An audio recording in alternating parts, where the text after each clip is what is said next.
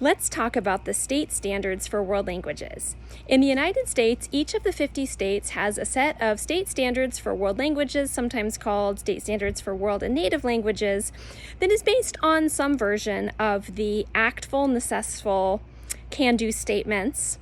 This is the document prepared by the state supervisors of world language programs, as well as the American Council on the Teaching of Foreign Languages, and delineates what a learner should be able to do in different modes of communication at each level. And these levels range from novice to intermediate to advanced to superior. And within each of the levels of novice through advanced, there are also sub-levels of low, mid, and high. So for example, novice low or intermediate high.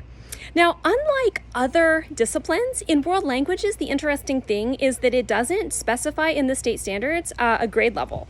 So it's not like this is what an 8th grader should be able to do in a language, or this is what a sophomore in high school should be able to do, because they don't know what year the student started learning the language. So unlike English, where we expect a student in a certain grade level to have a certain level of proficiency irrespective of when they started learning English, this is just what a 7th grader needs to be able to do in English. In world languages, it really depends on when they started learning that language, if it was at home, if it was in kindergarten, if it was as a 9th grader. And so that's the really hard thing when a district is selecting books, because you don't necessarily have in your state standards, these are 9th grade skills in a language for them to look for in their 9th grade book. So a lot of it really depends on just what the publishers say in terms of how it fits their district, as well as what they think their students will be able to do based on whether they had dual immersion, for example, in K-8 or not, when they're picking a high school language book.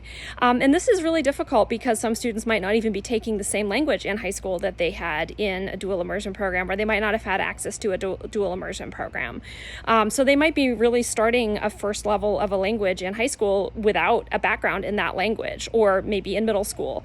And so it really makes it hard when the books go really quickly through a whole bunch of grammar that you don't necessarily need at novice level or intermediate level, just because they need to cram that in because it's in the book, and because eventually if they go on through AP, it will be on their AP test, and they will need to have command of that grammar. So a lot of times I think it scares students off from a language because it's very, very grammar heavy.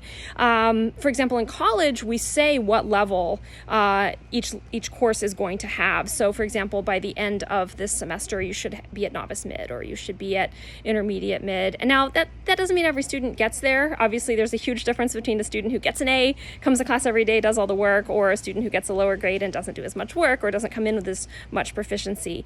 But I think it does make it easier to evaluate materials if you know what level your course is aligned with in terms of those state standards. And because a lot of teachers don't have access to a guide that says in this grade they're supposed to be at this level, then they feel like they have to follow the textbook and teach everything that's in the book. And obviously that's not always going to support your students for proficiency. So what do? Watch for my next video where I have some suggestions.